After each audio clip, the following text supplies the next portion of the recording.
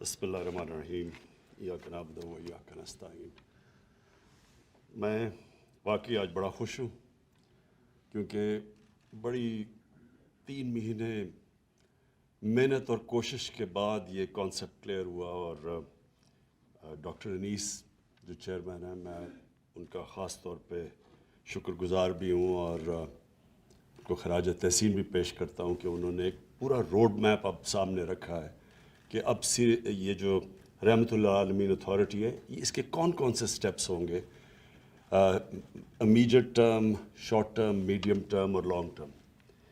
میں سب سے پہلے اپنی قوم کے سامنے جو بات رکھنا چاہتا ہوں کہ کیوں ضرورت پڑی اس کی۔ سب سے پہلے مجھے یہ احساس ہوا کہ جو ہمارے یوتھ ہیں، ہمارے جو بچے ہیں، ان کو پوری طرح سمجھ ہی نہیں ہے کہ یہ ملک بنا کیوں تھا، اور ہمارے نبی صلی اللہ علیہ وسلم ان کا پیغام کیا تھا، کیوں ان کو فالو کرنے کے لیے اللہ نے حکم دیا قرآن میں۔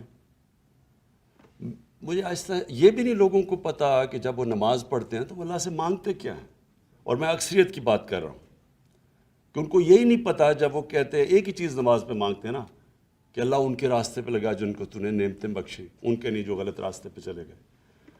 تو جن کو اللہ نے نعمتیں بخشی سب سے زیادہ وہ تو ہمارے نبی صلی اللہ علیہ وسلم تھے، باقی بھی پیغمبر تھے۔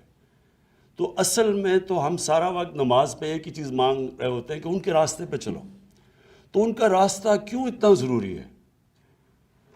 کیا ہمیں سمجھ ہے کہ اللہ کیوں ہمیں کہتا ہے ان کے راستے پہ چلو؟ کیونکہ دنیا کی تاریخ کا کبھی کسی انسان نے وہ اچیو نہیں کیا، کبھی اس کی یعنی آپ 5% بھی اچیومنٹ نہیں جو کہ ہمارے نبی صلی اللہ علیہ وسلم نے کی، اور نہ کوئی کر سکتا ہے۔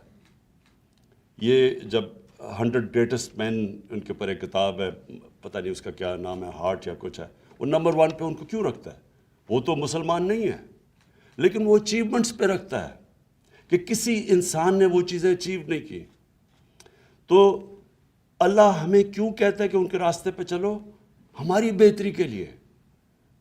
جب وہ کہتا ہے کہ وہ 2 راستے آپ کے سامنے، ایک اللہ کی وہ راستے جس پہ اللہ نے نعمتیں بخشی ہیں، تو وہ جو راستہ ہے وہ آسان راستہ نہیں ہے، کیونکہ نبی صلی اللہ علیہ وسلم کا آسان راستہ نہیں تھا، لیکن وہ انسان کی عظمت کا راستہ تھا۔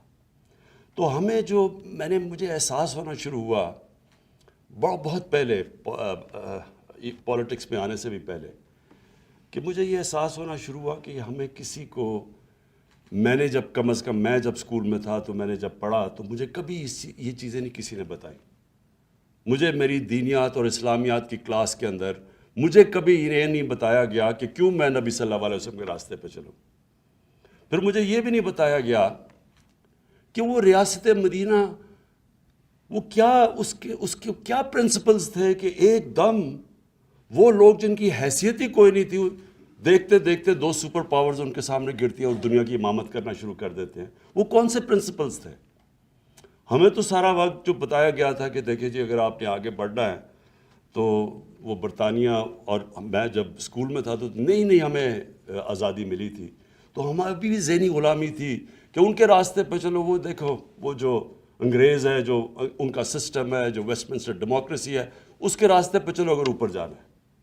ہمیں پڑھایا کچھ جاتا تھا، لیکن اصل میں ہمیں یہ کہا جاتا تھا کہ اصل میں انسان اوپر جا ہی نہیں سکتا جب تک ان کے راستے پہ نہ چلو جنہوں نے آپ کے اوپر حکومت کی تھی۔ اور یہ سب سے بڑا مسئلہ ہے کہ ہمارے میں ایک ڈسکنیکٹ ہے۔ ہم جب دین کی اپنے بچوں کو تعلیم دیتے ہیں، ہم ان کو یہ بتا ہی نہیں سکتے کہ کیا وجہ ہے کہ آپ کو یہ جو ہم آپ کو پڑھاتے ہیں کہ ان کے راستے پہ کیوں چلو۔ تو دیکھیں، میں کوئی اسلامک اسکالر نہیں ہوں، میری تو اپنی زندگی سے سارے تجربہ ہوا ہے مجھے۔ میں تو اسلام کی طرف، دین کی طرف، اسلام تو خیر ہم پیدا ہی اسلام میں ہوئے تھے، لیکن دین کی طرف سے تو میں اپنی زندگی کے تجربے سے آیا ہوں۔ اور وہ کیسے؟ کیونکہ مجھے 2 مختلف کلچرز کو میں نے اندر سے دیکھا، اپنے پاکستان کا تو میں ماں باپ اور ہمارے اسکول کلچر تو دیکھ ہی لیا تھا، لیکن میں نے مغربی کلچر کو اندر سے دیکھا، اور پھر میں نے اپنا تجزیہ کر کے میں پھر ان نتیجوں پہ پہنچا، اور آہستہ آہستہ جو اصل چینج جب میرے میں آیا، جب میں نے نبی صلی اللہ علیہ وسلم کی زندگی پڑھی، ان کی سیرت پڑھی، اسٹڈی کیا اس کو، تو اصل میں تو چینج تب میرے میں آیا۔ تو میں یہ سمجھتا ہوں کہ جو ہم نے اپنے بچوں کو اگر ہم نے صحیح تربیت دے دی اور صحیح معنی میں ان کو سیرت نبی، ان کو اسکول سے ان کو صرف بتا دیا کہ وہ ان کا راستہ کیا تھا، یہی اس قوم کو اوپر اٹھا دے گی، کیونکہ کوئی قوم جس کا کیریکٹر بڑا نہیں ہوتا وہ بڑی قوم نہیں بن سکتی۔ تو جو انہوں نے مدینہ میں کیا کیا تھا، انہوں نے سب سے پہلے تو 2 پرنسپلز پہ مدینہ کی ریاست بنائی، عدل اور انصاف اور فلاحی ریاست، اور انہوں نے پھر انسانوں کی کیریکٹر بلڈنگ کی۔ وہی لوگ تھے، انہوں نے ان کو جو کیریکٹر کی ٹرانسفارمیشن کی، یہی چینج تھا۔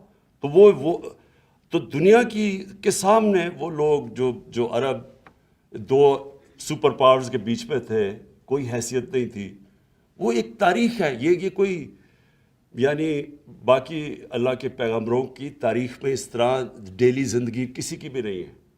یہ ہمیں اپنے نبی کی تو ہمیں پہلے دن سے پتہ ہے کہ ان کی زندگی کب انہوں نے ہجرت کی اور پھر کب دنیا سے گئے، وہ سارے ان کا ریکارڈ ہے ہمارے پاس، کہ کب جنگ بدر ہوئی، پھر خندق ہوئی، پھر وہ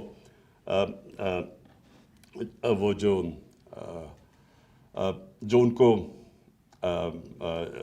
صلح حدیبیہ ہوئی، یہ سارا تاریخ کا حصہ ہے۔ تو ایک سمجھ لیں، ہمیں کبھی اپنے آپ سے پوچھتے رہیں کہ یہ کیا ٹرانسفارمیشن تھی کہ ایک دم، یہ کہیں بھی دنیا کا اس کی کوئی مثال نہیں ہے کہ ایک دم ٹرانسفارم ہو کے ایک دنیا کی امامت کی۔ اس لیے اللہ کہتا ہے کہ ان کی زندگی سے سیکھو، ہماری بہتری کے لیے۔ ہم اگر اس پہ چلیں گے قوم اٹھ جائے گی، اگر انسان ان کو کاپی کرے گا وہ کیریکٹر بڑا ہو جائے گا۔